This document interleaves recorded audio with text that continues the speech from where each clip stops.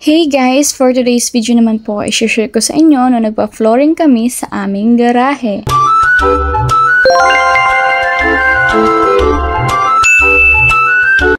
Sorry guys, nirotate ko pala kasi medyo maliit po yung ratio niya.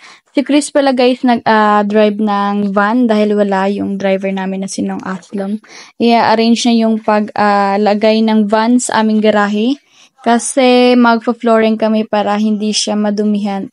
Yung nag-flooring pala guys, yung mga kasa ni Chris na taga Lambunaw, si Petpet, sinong Onol, sinong Jojo, sinong Noli, si Rivan, at si Tito Reynold. So, sobrang bilis pala nila guys. Natapos lang nila na parang 2 days.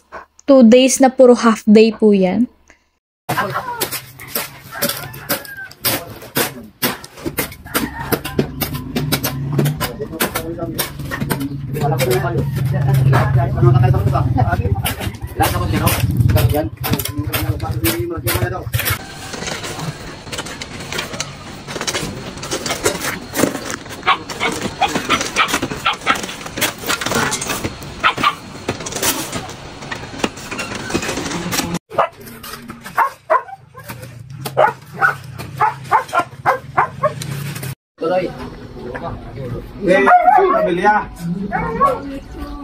Pilang ano? Ibralikan makabilya to.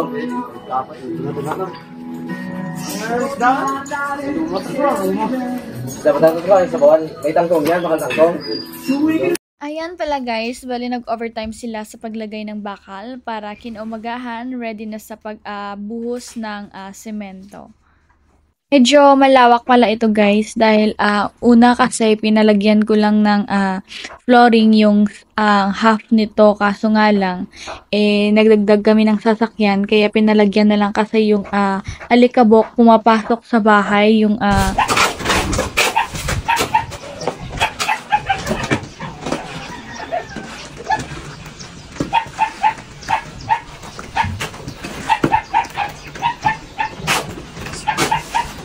sige, hakot nilong paninggar. Ha?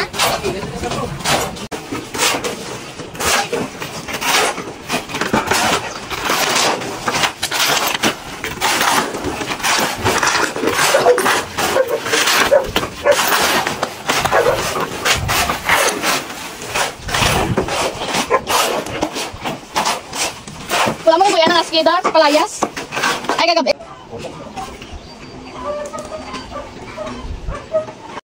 At ito na guys, tapos na. Bali, 3 days pa to bago ma-parkingan ng sasakyan.